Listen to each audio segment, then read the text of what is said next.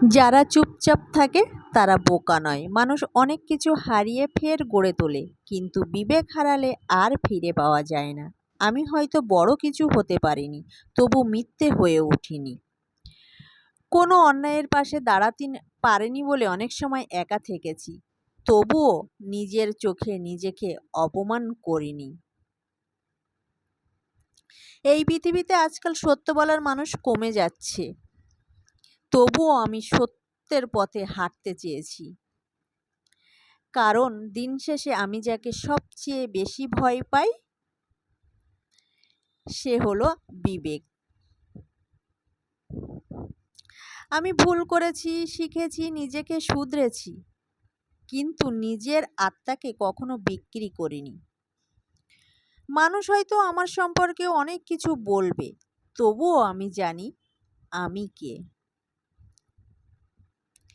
আমার বিবেক আমার কাছে অনেক দামি, কারণ বাকিরা চলে যেতে পারে, কিন্তু সে আমার ভিতরে রয়ে যাবে আজনম।